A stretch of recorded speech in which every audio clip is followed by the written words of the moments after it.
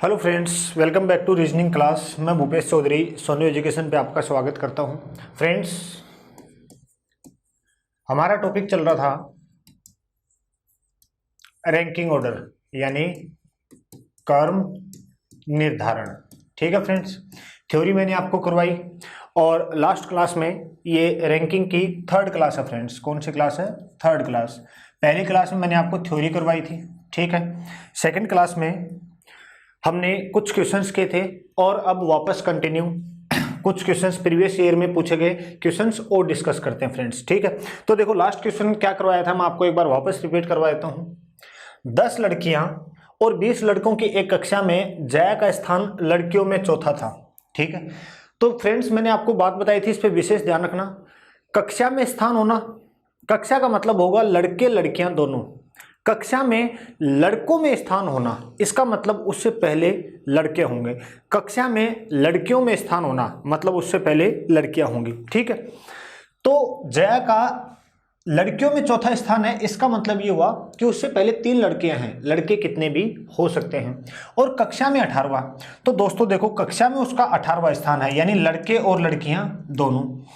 और लड़कियों में चौथा, इसका मतलब उससे पहले लड़कियां कितनी? 3। और कुल स्टूडेंट कितने उससे पहले? 17। तो 17 में से 3 लड़कियां निकाल दें तो दोस्तों कितने लड़के बचे? 14 लड़के बचे। और यही पूछा था लड़कों के बीच कौन सा स्थान है, तो दोस्तों 14 लड़के और अगली जया, तो उत्तर क्या था हमारा? 15। चलो अब आगे कंटिन्यू हम करते हैं। Question number 10। श्याम का स्थान एक पंक्ति में बाएं से 8वां है। यहां से शुरू हम कर सकते हैं। पंक्ति में बाएं से 8वां किसका स्थान है दोस्तों? श्याम का, ठीक है। आगे पढ़ते हैं, 1 बाय 1 क्वेश्चन जैसे कह रहा है बिल्कुल वैसे करेंगे, कुछ भी एक्स्ट्रा हम नहीं करेंगे, ठीक है। मोहन का स्थान दाएं से 9वां। अब दोस्तों, मोहन का स्थान दाएं से 9वां, तो एक चीज आप देखें,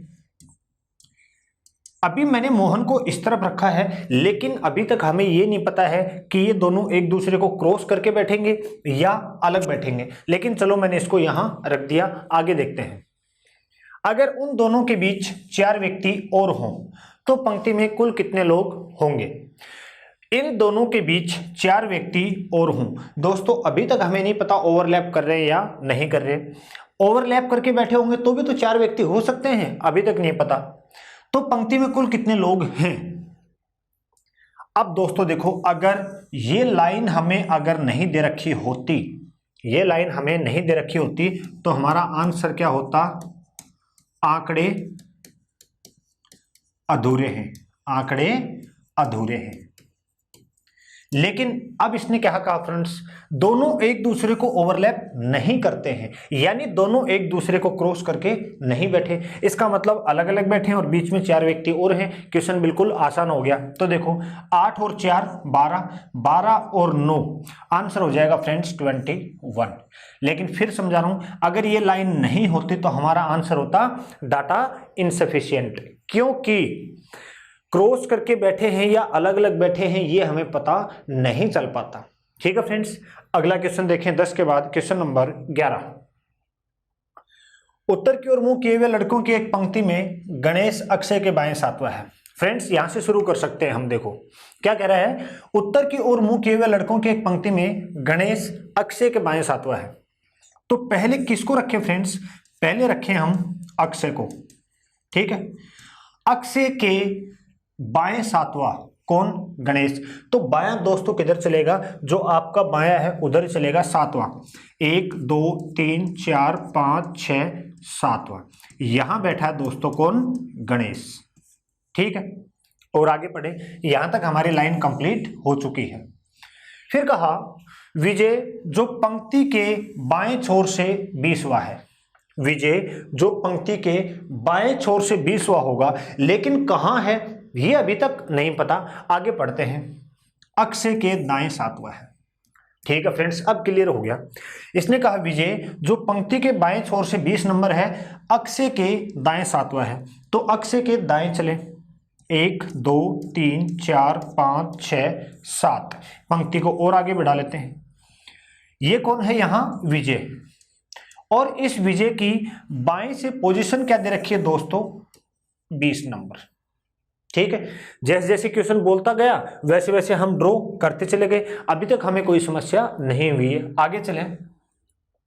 यदि कमलेश जो गणेश के दाएं को तीसरा है, कमलेश कहां होगा? गणेश के दाएं तीसरा। तो दोस्तों गणेश यहां है तो उसके दाएं तीसरा 1 2 और ये 3, यहां कौन है दोस्तों?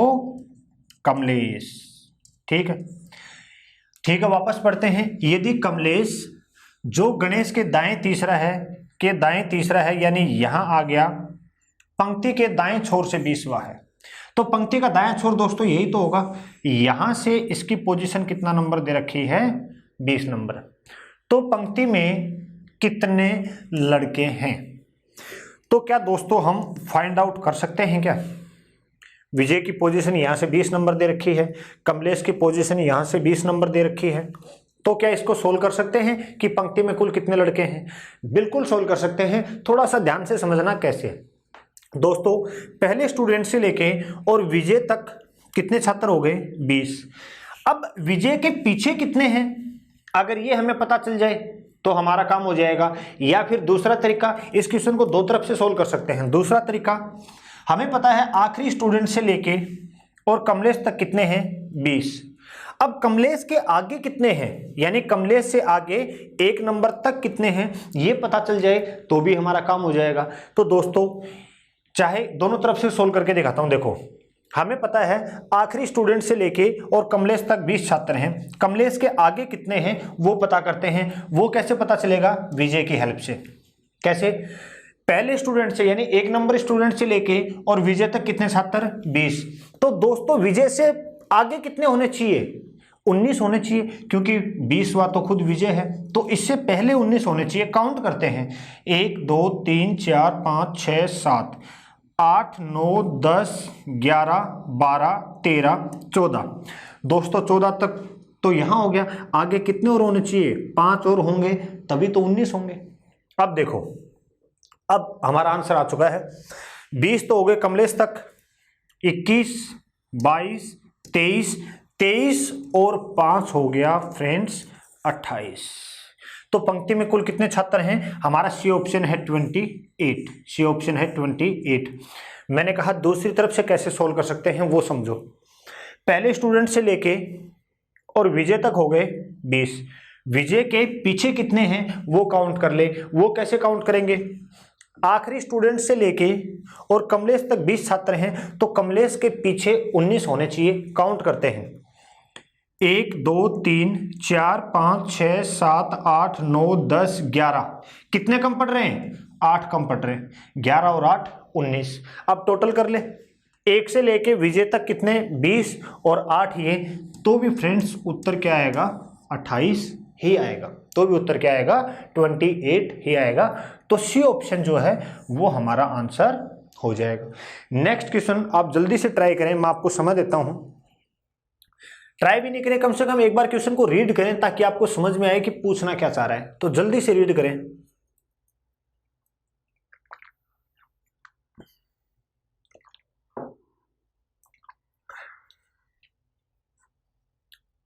जल्दी से पूरा क्वेश्चन आप रीड करें, फिर इसका हम सॉल्यूशन करते हैं।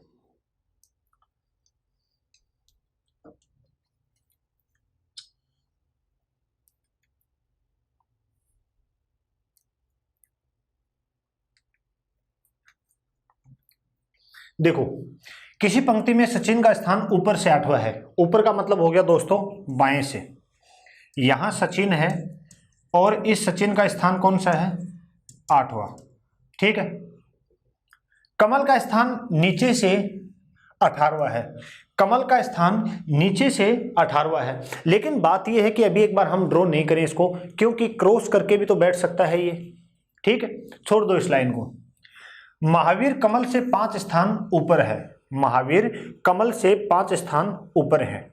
तो दोस्तों अब कमल और महावीर, अभी तक हमें इनका दोनों का ही स्थान नहीं मालूम। ठीक है, और आगे पढ़ते हैं।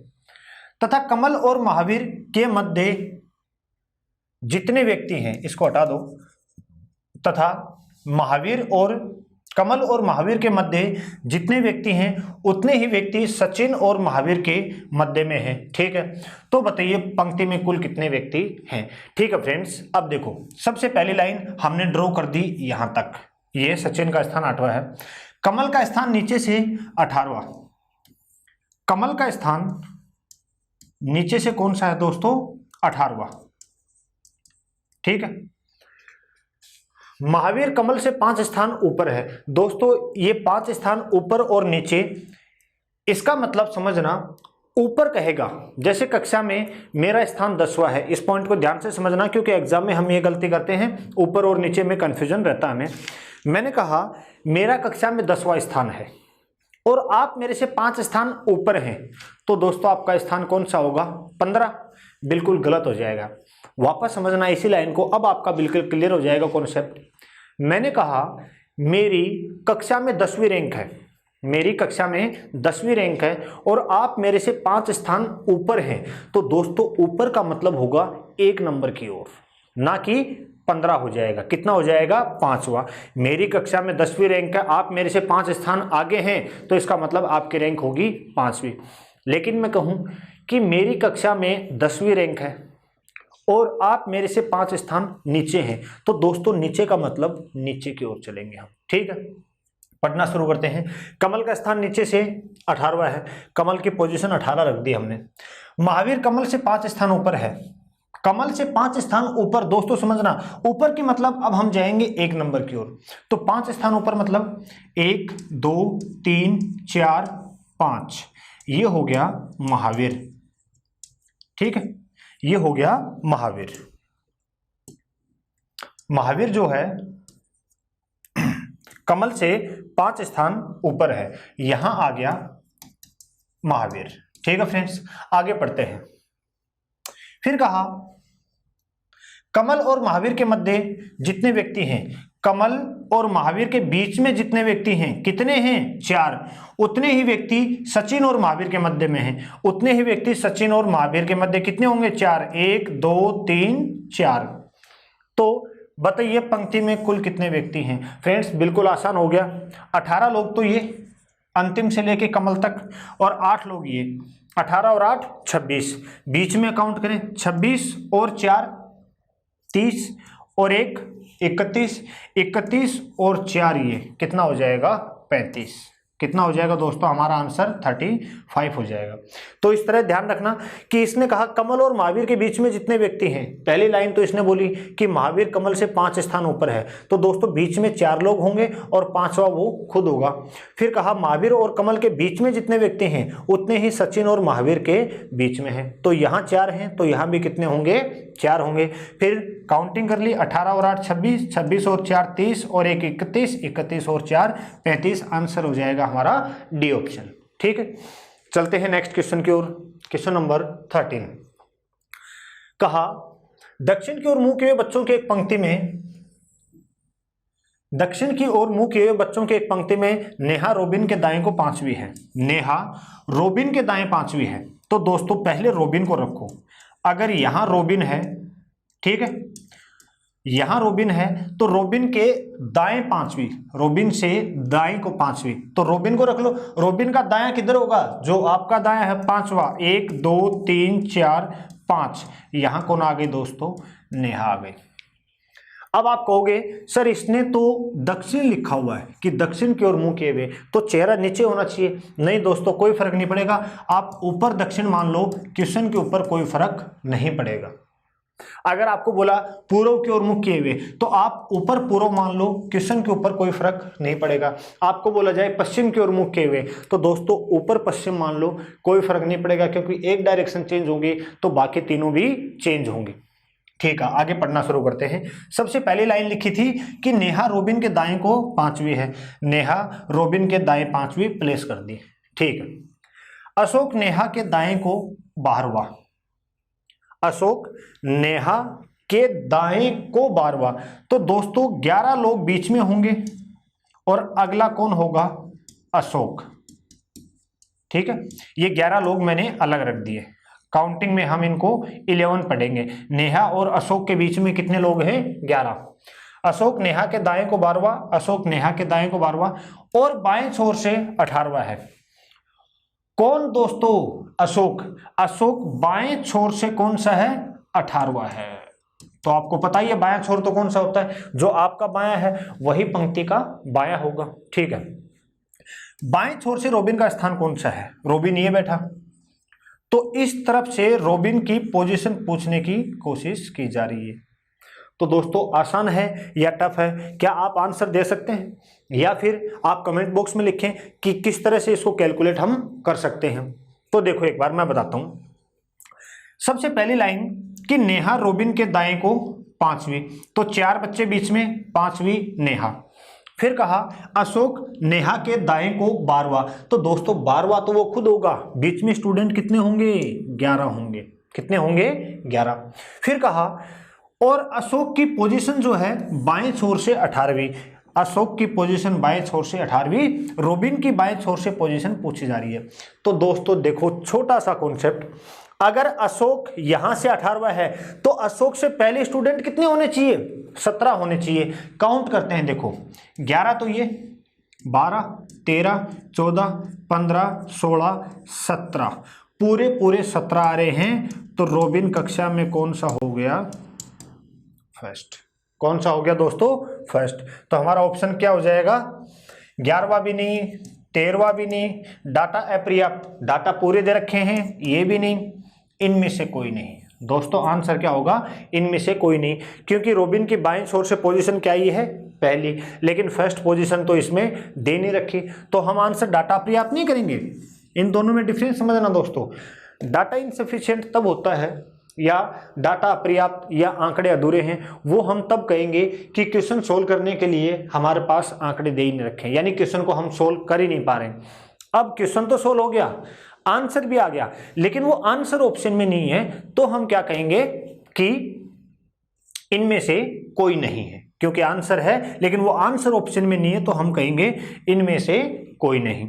अगला क्वेश्चन समझे फ्रेंड्स, क्वेश्चन नंबर 14।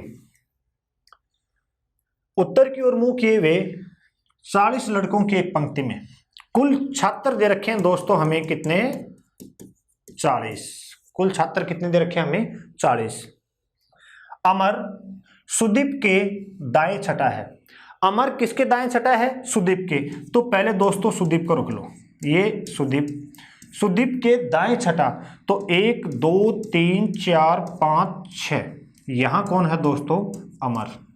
जहां से हिंट मिल रहा है वहीं से सोल्व करना शुरू करें। तो पहली लाइन ये गिवन थी कि अमर सुदीप के दाएं से छठा है, अमर सुदीप के दाएं छठा है। अगली लाइन पढ़ते हैं, यहां तक हो गया। और सुदीप विजय के बाएं से 11वां, और सुदीप कहां होना चाहिए? विजय के बाएं। तो दोस्तों देखो, अगर मेरा चेहरा उधर है, मैं विजय हूं, तो मेरा बायां तो यही होगा। ठीक है, सुदीप विजय के बाएं होना चाहिए। तो दोस्तों सुदीप यहां है, तो विजय यहां कहीं होगा, तभी तो उसके बाएं होगा। और बाएं कौन सा होना चाहिए? 11वां। काउंट कर लो, 1 2 3 4 5 6 7 8 9 10 11, क्योंकि 11वां ही है। तो देखो 1 2 3 4 5 6 7 8 9 10 11। ठीक है, यहां तक आगे पढ़ते हैं। यदि अमर पंक्ति के दाएं छोर से 28वां है, यदि अमर पंक्ति के दाएं छोर से, तो दोस्तों पंक्ति का दायां छोर ये हो गया, और यहां से कौन सा नंबर दे रखा है? 28वां। ठीक है, यहां तक कंप्लीट हो गया। तो पंक्ति के बाएं छोर से विजय का स्थान कौन सा है? तो पंक्ति के बाएं छोर से विजय का स्थान कौन सा है? दोस्तों अगर हमें ये नहीं दिया होता 40 लड़कों की एक पंक्ति, तो हमारा आंसर क्या होता? डाटा इनसफिशिएंट, यानी आंकड़े अधूरे हैं। लेकिन अब कुल स्टूडेंट हमें गिवन है। तो देखो दोस्तों कुल छात्र कितने हैं? 40। हमसे पोजीशन क्या पूछी है? बाएं छोर से विजय का स्थान, यानी यहां से, ये ले लो आप, यहां से विजय की पोजीशन हमें फाइंड आउट करनी है। कैसे करेंगे? कुल छात्र 40 हैं, तो दोस्तों आखिरी स्टूडेंट से लेके और अमर तक हो गए 28, तो आगे कितने बचे? 12, तभी तो 40 होंगे। अब कैलकुलेशन कर लेते हैं, विजय की काउंटिंग कैसे करेंगे? इधर से 12 छात्र तो यहां तक हो गए, क्योंकि टोटल 40 थे। तो अगर यहां से लेके यहां तक 28 हैं तो इधर कितने बचे 12।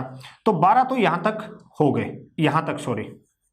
12 के बाद काउंटिंग करें 13, 14, 15, 16, 17, 18। तो दोस्तों आंसर है हमारा डी ऑप्शन। क्या आंसर होगा हमारा? D option. एक बार फिर से समझो मैंने कैसे कैलकुलेशन की इसकी। मुझे कुल स्टूडेंट दे रखे थे 40, तो आखिरी स्टूडेंट से लेके अमर तक हो गए 28। तो अमर से आगे कितने बचे 12। तो 12 तो ये 13 नंबर पे अमर, 14, 15, 16, 17, 18 नंबर पे कौन हो जाएगा? विजय हो जाएगा फ्रेंड्स। 18 पे कौन हो जाएगा? विजय। चलो नेक्स्ट क्वेश्चन, क्वेश्चन नंबर 15। उत्तर दिशा की ओर मुंह किए हुए बच्चों की एक पंक्ति में श्वेता बाएं से 15वीं है। यही डायरेक्ट हिंट मिल गया। श्वेता बाएं से कितना नंबर है? 15 नंबर। तो हमने बाएं से 15 नंबर श्वेता को कर दिया। यहां तक क्वेश्चन सोल्व हो गया। और ज्योति श्वेता के बाएं को तीसरी। ज्योति श्वेता के बाएं, अगर यहां श्वेता है दोस्तों तो श्वेता का बायां किधर होगा? इस तरफ। तो 1, 2 और 3, यहां कौन है? ज्योति। ठीक है, यहां तक क्वेश्चन सोल्व हो चुका है। राम जो ज्योति के दाएं तो 7वां है। राम ज्योति के दाएं, तो जो आपका राइट है वही ज्योति का राइट होगा। तो 1, 2, 3, 4, 5, 6, 7वां और ये 7। ये पंक्ति यहां तक आ गई। और दोस्तों यहां कौन है? राम। यहां तक क्वेश्चन सोल्व। राम जो ज्योति के दाएं तो 7वां है, पंक्ति के दाएं छोर से 5वां। और ये राम जो है ये पंक्ति के दाएं छोर से कौन सा है? 5वां। अब हमसे पूछा क्या है? दाएं छोर से श्वेता का स्थान। दाएं छोर से श्वेता का स्थान। तो दोस्तों ये तो बिल्कुल आसान क्वेश्चन हो गया।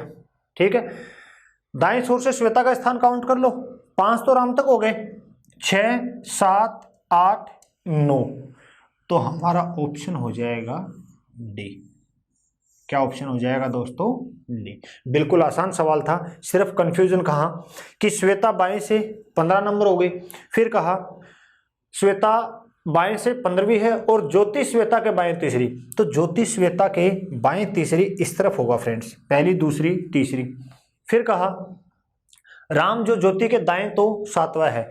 राम ज्योति के दाएं 1, 2, 3, 4, 5, 6, 7 और पंक्ति के दाएं छोर से 5वां। अब पूछा है दाएं छोर से श्वेता का स्थान कौन सा है? तो बिल्कुल आसान है काउंटिंग करने में। 5 तो ये, 6, 7, 8, 9वां स्थान हो जाएगा किसका? श्वेता का। कहां से? जो पूछा है दाएं से। ठीक है फ्रेंड्स, चलो next question, question number 16। Question को रीड करें जल्दी से।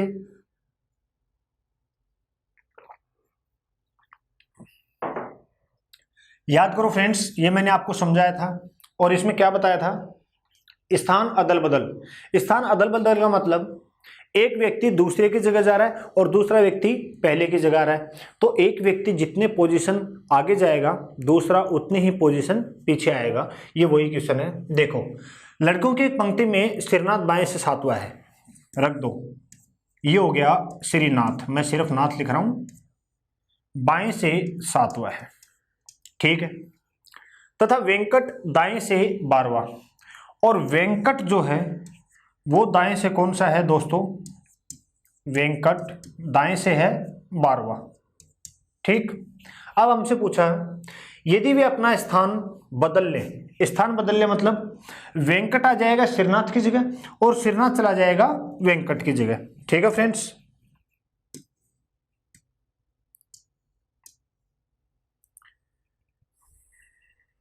ठीक। तो अब देखो, नाथ वेंकट की जगह और वेंकट नाथ की जगह। अब बोला हमसे श्रीनाथ बाएं से 22वां हो जाता है। यदि वे दोनों अपना स्थान बदल लें तो श्रीनाथ बाएं से 22वां। श्रीनाथ पहले यहां था, जब इसकी जगह पहुंचा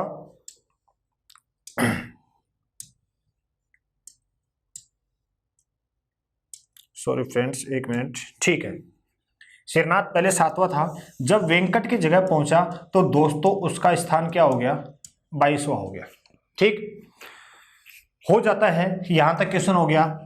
पंक्ति में कुल कितने लड़के हैं दोस्तों, वही बिल्कुल आसान सवाल। अब आप देखो वेंकट की जो पोजीशन है, यानी एक ही व्यक्ति की पोजीशन इस तरफ से भी दे रखी है और इस तरफ से भी दे रखी है। तो एक ही व्यक्ति की जब दोनों तरफ से पोजीशन दे रखी हो और कुल छात्र हमसे पूछे, तो हम क्या करते हैं, दोनों तरफ की पोजीशन का सम और उसमें से एक कम। टैगलाइन बना लो आप तो कि एक ही व्यक्ति की दोनों तरफ से पोजीशन दे रखी होती है, तो दोनों तरफ की पोजीशन का सम करते हैं और उसमें से एक कम करते हैं। तो दोस्तों 22 और 12 कितना हो गया, 34, और एक कम कर दें तो कुल छात्र कितने आ गए हमारे पास, 33। तो हमारा ऑप्शन हो जाएगा सी ऑप्शन। क्या आंसर हो जाएगा हमारा, सी ऑप्शन। ठीक है, अगर यही आपसे पूछा होता, क्वेश्चन में लिख रहा हूं देखो, यहां तो आपसे पूछा पंक्ति में कुल कितने लड़के हैं। अगर आपसे क्वेश्चन पूछा होता, बताइए वेंकट का दाएं से नया स्थान क्या होगा, नया स्थान क्या होगा। ठीक है फ्रेंड्स, तो बताओ क्या करोगे। मैंने कहा यहां से दो क्वेश्चन बनते हैं। पहला तो आपसे पूछ लेगा पंक्ति में कुल कितने लड़के हैं। दूसरा, एक व्यक्ति यहां से उठ के यहां गया तो उसका स्थान 22वां हो गया, तो ये व्यक्ति यहां से उठ के इसकी जगह आएगा तो इसका दाएं से नया स्थान कुछ न कुछ तो आएगा। और वही आपसे पूछा है कि वेंकट का दाएं से नया स्थान क्या होगा। तो क्या करेंगे दोस्तों, तो आप ये देखो, ये व्यक्ति सिरनाथ पहले यहां से 7वां था, जब यहां पहुंचा तो कितना हो गया, 22वां। कितने स्थान आगे गया दोस्तों, ये गया यहां से यहां 15 स्थान आगे। कितने स्थान आगे, 15, यानी 7 में 15 जोड़े तो 22 हुआ। तो दोस्तों इधर भी हम, ये पहले 12वां था, 12 में कितने जोड़ देंगे, 15 जोड़ देंगे, और हमारा आंसर क्या हो जाएगा, 27 हो जाएगा। ठीक है, तो कुल स्टूडेंट पूछे या दूसरे व्यक्ति की पोजीशन पूछे तो आपको कोई प्रॉब्लम नहीं होनी चाहिए। इसके अलावा यहां से और कोई क्वेश्चन नहीं बनेगा, सिर्फ 2 ही क्वेश्चन बनते हैं। अगला देखिए क्वेश्चन नंबर 17। एक पंक्ति में उत्तर की ओर मुंह किए हुए 25 बच्चों, कुल छात्र दे रखा हमें। कुल छात्र कितना दे रखा दोस्तों, 25। ठीक है, क्यू दाएं छोर से 8वां है, क्यू दाएं छोर से 8वां, तो यहीं से पोजीशन शुरू कर दो। क्यू दाएं छोर से कौन सा है दोस्तों, 8वां, तथा क्यू और डी के बीच 10 बच्चे हैं। अब समझना फ्रेंड्स, क्यू और डी के बीच, यहां मैंने डी रखा, मान लो Q और D के बीच 10 बच्चे हैं। तो दोस्तों Q और D के बीच 10 बच्चे इस तरफ भी तो हो सकते हैं, ये अभी तक हमें दिया हुआ नहीं है, लेकिन इस बार इस तरफ नहीं होंगे, क्योंकि अगर मैं D को यहां रखूं और 10 बच्चे अगर बीच में लेने की कोशिश करूं तो ये तो स्टूडेंट ही 8 है। अगर ये बोला होता Q और D के बीच 5 बच्चे हैं तो दोस्तों ये D यहां भी हो सकता था और यहां भी, लेकिन अब दोनों के बीच में 10 बच्चे हैं तो D को हमें इस तरफ ही लेना होगा फ्रेंड्स। ठीक, आगे बढ़ते हैं। बाएं छोर से पंक्ति में D का स्थान, बाएं छोर से यानी बाएं छोर तो ये हो गया, यहां से D की पोजीशन पूछना चाह रहा है। अगर दोस्तों हमें कुल छात्र नहीं दिया होता तो हमारा आंसर होता डाटा इनसफिशिएंट, लेकिन इस बार कुल स्टूडेंट हमें गिवन है तो बिल्कुल इजीली फाइंड आउट कर सकते हैं। क्या डी की पोजीशन हम इस तरफ से फाइंड आउट कर सकते हैं क्या, बिल्कुल कर सकते हैं। कैसे, 8 बच्चे तो हो गए क्यू तक, 10 ये 18 और अगला ये 19 नंबर। डी की पोजीशन हमारी दाएं से आ गई और वो पोजीशन क्या आई है, 19। क्या डी की पोजीशन अब हम यहां से ले सकते हैं, बिल्कुल ले सकते हैं। कैसे, कुल छात्र 25 थे तो आखिरी छात्र से और डी तक 19 हो गए, तो दोस्तों आगे बचे कितने, आगे बचे 6, 19 और 6 25। तो फिर ये व्यक्ति यहां से कितना नंबर हो गया, 7वां हो गया, क्योंकि 6 तो आगे हैं और अगला ये खुद है, तो इसके पोजीशन कौन से हो गए दोस्तों, ए ऑप्शन यानी 7वां हो जाएगा। आई बात समझ। अगला क्वेश्चन 17 के बाद देखें 18 नंबर। मैं पंक्ति में आखिरी हूं, क्या यहां से शुरू कर सकते हैं, मैं पंक्ति में आखिरी, ये मान लो कि मैं बैठा हूं यहां और मैं आखिरी हूं, जो भी स्टूडेंट है वो सब मेरे आगे हैं, यानी मेरे से पीछे अब कोई नहीं होगा, क्योंकि इसने यही तो लाइन बोली कि मैं पंक्ति में आखिरी हूं। आगे चलते हैं। कमलेश आगे से 8वां, शुरू कर दो। ये पूरी एक पंक्ति मान लो, मैं आखिरी में हूं और कमलेश आगे से कौन सा है, 8वां। ये हो गया यहां कमलेश, ठीक है। तो कमलेश से आगे कितने स्टूडेंट होंगे, 7, तभी तो कमलेश 8वां है। महेश आगे से 15वां, तो भाई कमलेश आगे से 8वां, तो महेश इससे आगे यहां कहीं होगा और वो कितना नंबर है, 15वां, ठीक। यदि महेश कमलेश और अंत वाले व्यक्ति के ठीक मध्य में हो, बिल्कुल, यदि महेश कमलेश और अंत में कौन है, अंत में तो मैं हूं, तो महेश जो है, इसने लाइन बोली यदि महेश कमलेश और अंत वाले व्यक्ति के, यानी ये व्यक्ति इसके और इसके ठीक बीच में बैठा है दोस्तों, ठीक है।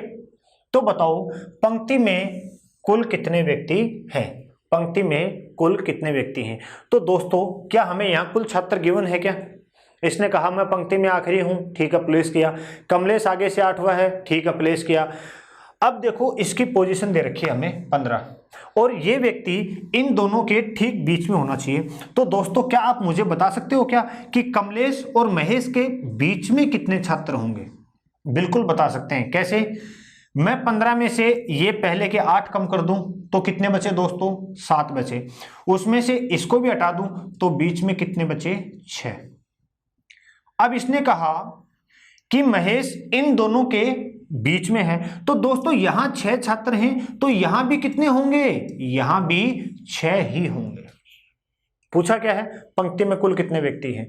तो दोस्तों 1 से लेके और महेश तक कितने, 15, 6 ये 21 और अगला मैं 22, तो कुल कितने छात्र हो जाएंगे फ्रेंड्स, 22 छात्र हो जाएंगे। क्या बात समझ में आई, एक बार फिर से रिपीट कर रहा हूं। इसने कहा मैं पंक्ति में आखिरी हूं, कमलेश बाएं से 8वां और महेश बाएं से 15। अब कहा ये जो महेश है ये कमलेश और आखिरी स्टूडेंट के बीचों बीच है, तो मैंने क्या किया, ये यहां से 15, तो मैंने कमलेश और महेश के बीच में छात्र फाइंड आउट किए, वो कितने आए मेरे पास, 6 आए। कैसे निकाले, 15 में से ये 8 कम कर दिए तो बचे 7, उसमें से इसको भी हटा दिया तो बचे कितने, 6। अगर यहाँ 6 हैं तो यहाँ भी 6 होंगे, तभी तो ये बीच में होगा। फिर क्या किया, सबका टोटल कर लिया, फिर क्या किया, सबका टोटल कर लिया, ठीक है। अगला क्वेश्चन देखें। 60 विद्यार्थी, हमें कुल छात्र दे रखे हैं फ्रेंड्स, कितने दे रखे हैं, 60 विद्यार्थियों की कक्षा में लड़कियों की संख्या लड़कों से दोगुनी है। तो दोस्तों 60 छात्र हैं, ठीक है, कितने छात्र हैं, 60 छात्र हैं। इसमें लड़कियों की संख्या लड़कों से दोगुनी है, तो क्या इसको मैं 40 और 20 में डिवाइड कर सकता हूं क्या। ये हो गए, लड़कियां दोगुनी हैं तो 40 हो गई लड़की और 20 हो गए लड़के, तभी तो दोगुनी कहलाएंगे। लड़की दोगुनी है लड़कों से, ठीक है। आगे बढ़ते हैं। राम का स्थान ऊपर से 17वां है। दोस्तों राम का स्थान ऊपर से यानी बाएं से कितना हो गया, 17 हो गया। तथा राम से पहले 9 लड़कियां बैठी हैं, तथा राम से पहले 9 लड़कियां बैठी हैं। तो दोस्तों राम का स्थान बाएं से 17 है, 9 इससे पहले लड़की हैं, 9 गर्ल्स यानी लड़की हैं। तो दोस्तों लड़के कितने होंगे इससे पहले, 17वां अगर राम है तो राम से पहले छात्र कितने हैं, 16 में से 9 लड़कियां तो बचे 7, ये हो गए बॉयज, ठीक। आगे बढ़ते हैं। तो बताओ राम का नीचे से लड़कों में कौन सा स्थान है। राम की पोजीशन नीचे से यानी दाएं से किसके बीच पूछी है, लड़कों के बीच पूछी है। तो दोस्तों बिल्कुल सिंपल क्वेश्चन हो गया। कैसे, कुल लड़के कितने थे, 20, कुल लड़के कितने थे, 20 लड़के थे। तो 7 लड़के तो राम से पहले हैं, 20 में से ये 7 हटा दूं तो दोस्तों राम के पीछे लड़के कितने होंगे, 13। तो राम का लड़कों में स्थान कौन सा आ गया, 13 ये, और अगला 14 नंबर राम, 14 नंबर, यानी सी ऑप्शन हमारा आंसर हो जाएगा। अब यहां से और भी क्वेश्चन पूछ सकता आपसे, क्या पूछ सकता है कि बताइए राम का नीचे से लड़कियों के बीच कौन सा स्थान होगा, ये भी तो पूछ सकता है। तो दोस्तों कुल कितनी लड़कियां थी? 40। राम के आगे अगर 9 लड़कियां हैं तो राम के पीछे कितनी लड़कियां बची दोस्तों? 31। तो राम का लड़कियों में कौन सा स्थान हो जाएगा? 32वां। किसी भी तरफ से आपको लड़कों में स्थान पूछे या लड़कियों में पूछे, बिल्कुल आसान हो जाएगा, हम बिल्कुल इसको सोल्व कर सकते हैं। ठीक है फ्रेंड्स, अगला क्वेश्चन मैं सारे टाइप आपको यहां कवर करवा रहा हूं। ठीक है, जितने भी प्रीवियस एग्जाम में क्वेश्चन पूछे गए हैं वो सारे टाइप हम यहां कवर करेंगे। Next question 20 number. ठीक है फ्रेंड्स, देखिए एक प्रतियोगिता में 5 लड़कों ने भाग लिया। ये दोस्तों क्वेश्चन आ गए कंपैरिजन, यानी ग्रेटर देन या लेस देन, इससे हम सोल्व करेंगे। ठीक है, पढ़ना शुरू करते हैं। एक प्रतियोगिता में 5 लड़कों ने भाग लिया। सोहन का स्थान सुरेश से नीचे था। तो सोहन का स्थान सुरेश से नीचे। ठीक है फ्रेंड्स, तो पहले हम रखें सुरेश, सुरेश के नीचे, यानी सुरेश आगे होगा तो ग्रेटर देन लगा दिया। सुरेश के नीचे किसका स्थान है? सोहन का। ठीक है, सोहन का स्थान सुरेश से नीचे, तो सोहन का स्थान सुरेश से नीचे, तो जो छोटा होगा ये लेस देन का साइन उसकी तरफ आ जाएगा। विजय का स्थान दीपक से ऊपर था।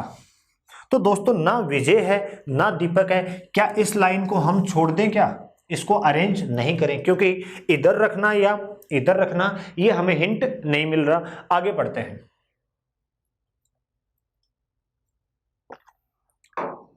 कुणाल का स्थान सोहन और विजय के बीच में, कुणाल का स्थान सोहन और विजय के बीच में। अब इसको अरेंज कर सकते हैं।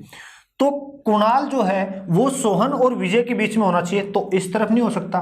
तो कुणाल सोहन और विजय के बीच में, तो विजय को यहां रखूं और यहां रखूं कुणाल को, तभी तो कुणाल सोहन और विजय के बीच में होगा। ठीक है, बताइए कि इस प्रतियोगिता में सर्वोच्च स्थान किसे मिला? लेकिन दोस्तों हम एक लाइन पहले छोड़ के आ चुके थे, इसको भी तो अरेंज करनी होगी। इसने कहा विजय का स्थान दीपक से ऊपर, तो विजय का स्थान ऊपर है, ये देखो ग्रेटर देन किससे? दीपक से। तो दोस्तों मैंने यहां क्या रख दिया? दीपक रख दिया। अब सारे के सारे व्यक्ति 1 2 3 4 5 के 5 व्यक्ति हमारे अरेंज हो चुके हैं। ठीक है, तो देखें हम पूछा क्या है? सर्वोच्च स्थान। सर्वोच्च स्थान दोस्तों मिला किसको? सुरेश को। तो हमारा उत्तर क्या हो जाएगा? सुरेश। अगर आपको पूछ लिया जाए दूसरा स्थान किसको प्राप्त हुआ? सोहन। तीसरा नीचे से किसको स्थान प्राप्त हुआ? कुणाल को। आखिरी स्थान पे कौन है? दीपक। तो कोई भी क्वेश्चन पूछे हमारे पास पूरी सीरीज ये बन चुकी है। ठीक है फ्रेंड्स, अगला क्वेश्चन देखें 21। ए बी सी डी और ई 5 स्टील के बॉक्स हैं। दोस्तों ये 5 स्टील के बॉक्स हैं। ई केवल ए से भारी है, समझना इसको। ई भारी है किससे? ए से। अगर दोस्तों इसको हमने ऐसे पढ़ा तो गलत हो जाएगा। क्या? कि ई भारी है ए से।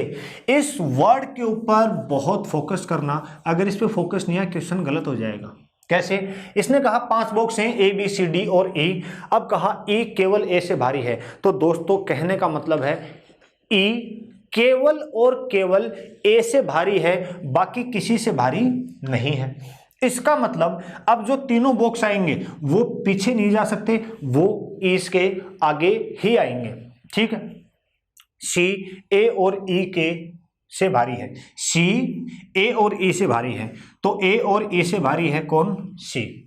आगे आ गया, क्योंकि इनके पीछे तो अब कोई आ ही नहीं सकता। इसने यही तो कहा ई केवल ए से भारी है, बाकी किसी से भारी नहीं है।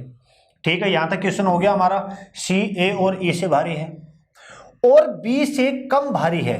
दोस्तों समझना, सी का कंपैरिजन दो तरफ से दे रखा है।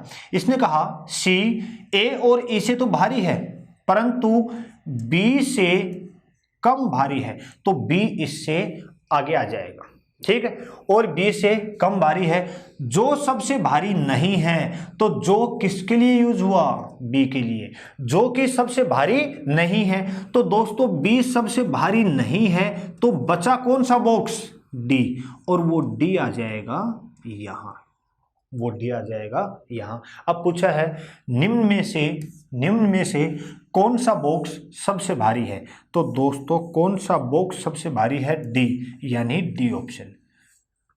सबसे हल्का बॉक्स कौन सा है, तो वो तो पहली लाइन से पता चल रहा है। अगर यही पूछा होता कि कौन सा बॉक्स सबसे हल्का है, तो इससे आगे हमें सोल्व करने की जरूरत नहीं पड़ती, क्योंकि इसने कहा कि ई केवल ए से भारी है, बाकी किसी से भारी नहीं है, तो ये सारे आगे आएंगे। तो सबसे कम भारी कौन होगा दोस्तों, ए होगा। ठीक है, आई होप आपको समझ में आया होगा। अगला देखें question number 22। M N P R और टी में से प्रत्येक को एक परीक्षा में अलग अलग अंक मिले। चलो यहां तक हमें सिर्फ नाम चाहिए और क्वेश्चन में कुछ नहीं दे रखा, ये 5 नाम चाहिए। आर को एम और टी अधिक अंक मिले, ठीक है, आर को एम और टी से कर लो आप, से अधिक अंक मिले, ठीक है। आर को एम और टी से अधिक अंक मिले, एन को पी से कम अंक मिले, एन को पी से कम अंक मिले, इनमें से किसी तीसरे क्रमांक पर सबसे अधिक अंक मिले हैं। तो क्या दोस्तों इसको हम सोल्व कर सकते हैं, क्योंकि ये कंपेयर हो ही नहीं रहा। पहले लाइन तो इसने बोली कि आर को एम और टी से अधिक अंक मिला, तो ठीक है, एम और टी से तो ज्यादा आर है, कोई दिक्कत नहीं है। फिर कहा n को p से कम अंक मिले, n को कम अंक मिले किससे, p से, किसे तीसरे क्रमांक पर सबसे अधिक अंक मिले हैं। दोस्तों दोनों को एक साथ कंबाइन हम कर ही नहीं सकते, डायरेक्ट कोई कंपैरिजन नहीं दे रखा, तो हम क्या कहेंगे, डाटा अपर्याप्त है, डाटा इनसफिशिएंट, आंकड़े अधूरे हैं, इसको हम सोल्व नहीं कर सकते। तो ये थे फ्रेंड्स अपने क्वेश्चंस रैंकिंग ऑर्डर यानी क्रम निर्धारण को लेकर, ठीक है। और क्वेश्चंस इसमें हम ऐड करते चले जाएंगे, जैसे जैसे जो नया टाइप आएगा हम फिर से 20 से 30 से 40 क्वेश्चन की स्लाइड लेते चलेंगे और उसका सॉल्यूशन करवाते हुए चलेंगे। रैंकिंग ऑर्डर में मैंने कंपैरिजन के क्वेश्चन आपसे करवाए, पंक्ति के बाएं और दाएं से जो सिटिंग अरेंजमेंट होता है वो क्वेश्चन मैंने आपको करवाए, ठीक है। जितने भी क्वेश्चन यहाँ सोल्व किए वो किसी न किसी एग्जाम में आए हुए क्वेश्चन हैं, और इसी तरह के क्वेश्चन आपको भविष्य में एग्जाम्स में दिखाई देंगे। तो फ्रेंड्स आज की क्लास के लिए इतना ही, मिलते हैं नेक्स्ट क्लास में नए टॉपिक के साथ। Thank you friends.